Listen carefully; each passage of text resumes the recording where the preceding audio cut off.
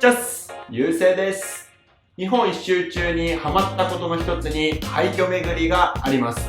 戦争以降や震災の以降、当時使われていた商業施設や鉱山の廃墟など様々な廃墟を巡ってきました。廃墟に付随して興味を惹かれたものの一つにグラフィティアートがあります。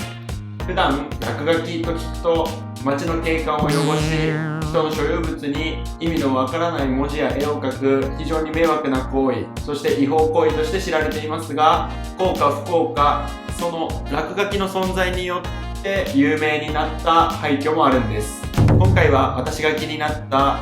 グラフィティスポット4選プラスアルファをお送りしたいと思います。焼肉要塞、神奈川県某所。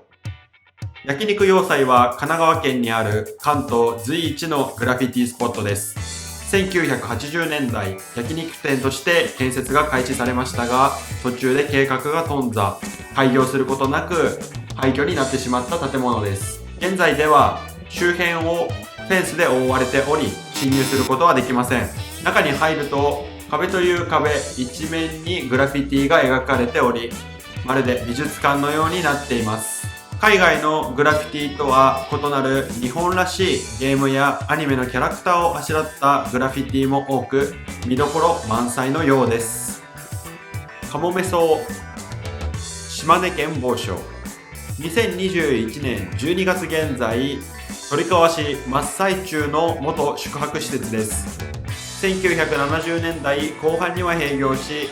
廃墟化していましたが、テレビ番組で心霊スポットと紹介されたことで、一時期は肝試しスポットとしても有名になっていたようです。現在取り壊し中ではありますが、取り壊されるまではグラフィティが至る所に書かれており、それぞれの落書きもかなりクオリティが高かったようです。いくら綺麗に書かれていても、いずれは風化し、やがて取り壊される。それもまた落書きの運命です。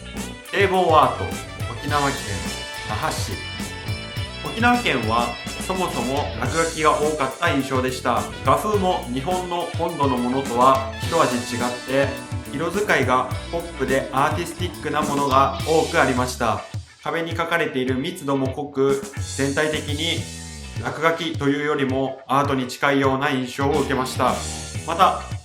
100メートルは超えるであろう堤防の奥までびっしりと落書きが書かれています。堤防自体は立ち入りが自由になっているので、釣り人の姿を見ることもできますし、落書きを思う存分楽しむことができます。ホテルラ・レインボー、岡山県某所。瀬戸内海に架かる瀬戸大橋開通後に客足の増加を見込んで建設された宿泊施設、ホテルラ・レインボーです。バブル崩壊とともに1997年に閉館後廃墟化しています。現在も残っていますが、立ち入り禁止になっています。これまで紹介した施設の中で最も大きい施設となっており、廊下、部屋、外壁に至るまでグラフィティで埋め尽くされているようです。山梨県北杜市、中村キース・ヘリング美術館。キース・ヘリングは1980年代、主にアメリカで活躍したストリートアーティストです。ポップな絵柄は日本でも人気で、一度は見たことあるんじゃないでしょうか。私は高校生の頃からキース・ヘリングが好きで、日本一周の直前にキース・ヘリング美術館の存在を知り、訪れてみました。彼のようにストリートアート、落書きから始めて世界的に有名になる芸術家もいます。彼らが危険を冒してまで表現したいことは何なのか考えながらグラフィティを眺めてみるのも面白いかもしれません。以上、日本のグラフィティスポット4選でした。ほいじゃねー。見てくれてありがとう。チャンネル登録もよろしくよろしく。